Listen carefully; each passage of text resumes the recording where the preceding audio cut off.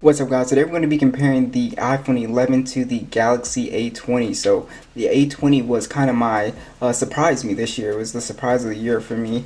It was a really good phone for the little cheap price point. So this is a phone that you'll see in like Metro, Boost, Cricket, and all that stuff.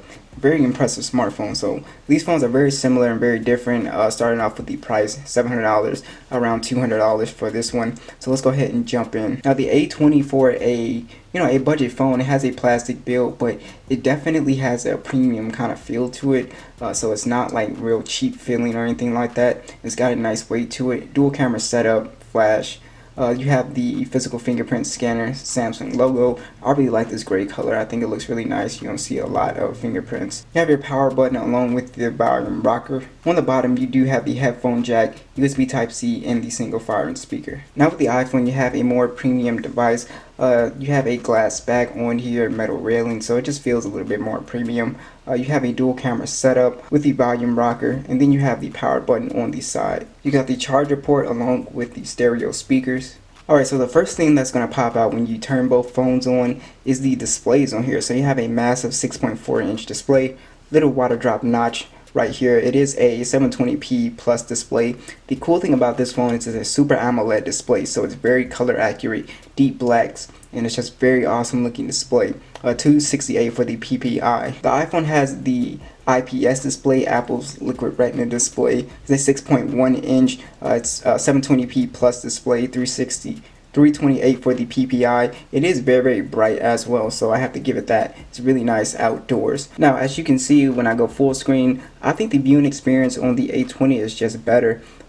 Mostly because of the Super AMOLED display and the little water drop notch. It's not as intrusive as the iPhone's notch, and it's a bigger display, but I don't really give points for that because some people like, a smaller display. Sometimes I like to have a compacted phone, but as far as the display quality, color accuracy is just better on the A20. You can't really beat the Super AMOLED, versus an IPS in terms of color accuracy. Now let's go ahead and check out the speaker quality on both, starting with the A20.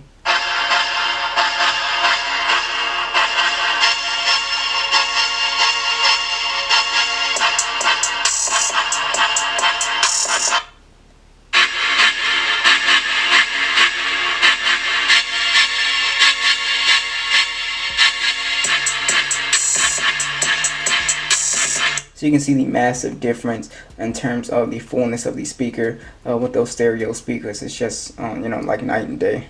Now with the iPhone, you have iOS 13.2, the A13 Bionic chip.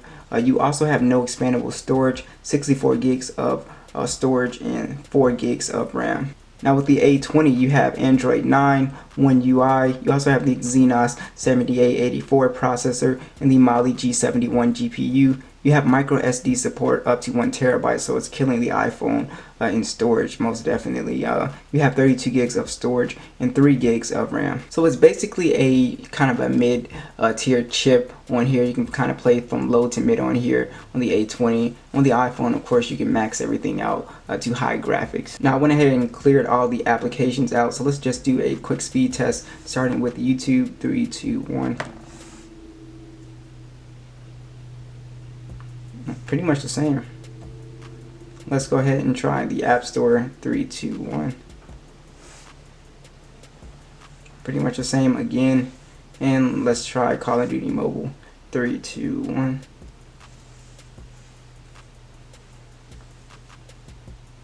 And this is where you see a big difference with the A13 chip. And it's pretty much done already.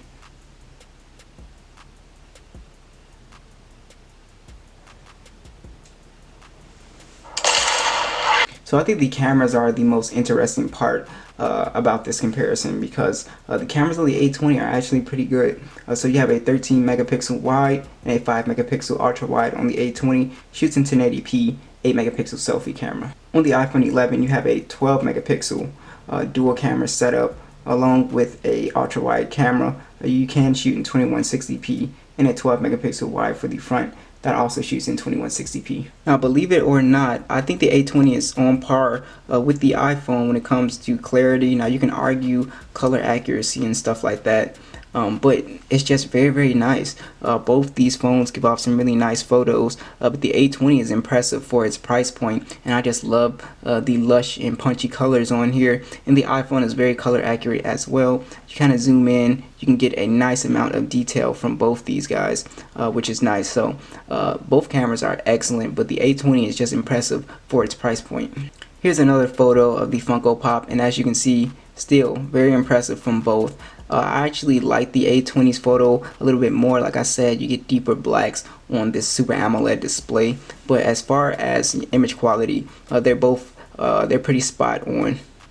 Now when it comes to the selfie camera, the iPhone is pretty much better. The A20 just does a lot of softening on your face, and the iPhone just has overall the better quality. It does not do all that softening and stuff like that. It gives off some really nice colors, and it's just more color accurate for the front facing camera, so definitely the iPhone. Now with the A20 you have NFC, and you also have a 4,000 milliamp battery, which will get you through about 2 days of battery life if you're a light user, so extremely impressive battery life on the A20. It's one of the advantages it has over the iPhone 11. On the iPhone you have a 3,110 milliamp battery. You do have wireless charging, and if you're a light user you can easily get a day and a half of battery life, no problem. So you do have that wireless charging, which is great. This also has the Apple Pay, so it is NFC ready. So as you can see, both these phones are very nice. So what do you guys think? Be sure to let me know, and I'll catch you guys in the next video.